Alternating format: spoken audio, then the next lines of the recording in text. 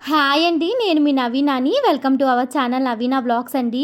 ఈరోజైతే పిల్లలు స్కూల్‌కెళ్ళలేదనమాట. ఇంటికాడే ఉన్నారు. మా పెద్ద బాబుకైతే స్కిన్ అలర్జీ వచ్చిందండి. సరే అని చెప్పేసి ఇంటికాడే ఉంచేశాను. నిన్నైతే సొరకాయ పెట్టానండి. సొరకాయ వల్ల ఏమన్నా స్కిన్ అలర్జీ ఉంటదా? నాకు కామెంట్ సెక్షన్‌లో చెప్పండి. సరే కదా అని చెప్పేసి పిల్లల పక్కనైతే నేను పడుకుండిపోయాను. ఎంత పడుకున్నా కూడా ఇక నిద్ర రావడం లేదు. మొన్న చేసిన సున్నుండలైతే ఆల్మోస్ట్ కంప్లీట్ అయిపోయినాయండి. అస్సలకి లేవు.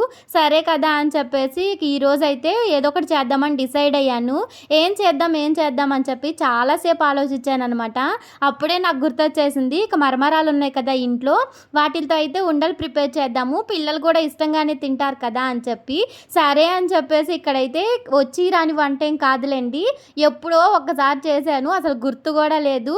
సరే కదా మర్చిపోయానని చెప్పేసి ఒక్కసారి యూట్యూబ్‌లో మళ్ళీ సెర్చ్ చేశాను.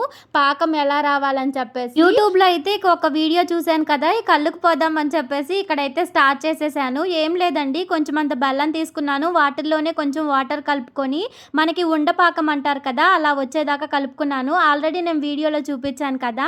అలా అయితే పాకం వచ్చిన తర్వాత ఇక మరమరాలైతే వేసేసుకున్నాను.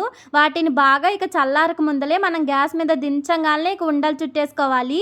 లేదంటే చల్లగా అయిపోతే అస్సలకి ఉండలకి రావు.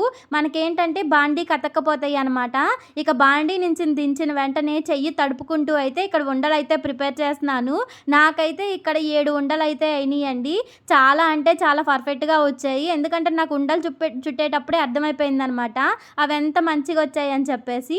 ఇక ఒకదాని తర్వాత ఒకటి గబా గబా ఇక చుట్టేస్తూనే ఉన్నాను. చెయ్యి అయితే మామూలుగా కాలడం లేదు. కాలిన ప్రతిసారి వాటర్‌తో అయితే తడుపుకుంటూనే ఉన్నాను. అప్పుడైతే మంటగా అనిపించలేదు. ఇక్కడ ఉండలన్నీ కంప్లీట్ అయిపోయినాయి, చేసేసాను. 7 ఉండలు అయినాయి అని చెప్పాను కదా!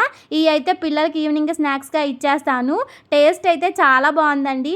ఉండ తిని చూశాను. చాలా అంటే చాలా నచ్చింది. వీడియో నచ్చితే లైక్ చేయండి. ఛానల్‌ని అయితే సబ్స్క్రైబ్ చేసుకోండి.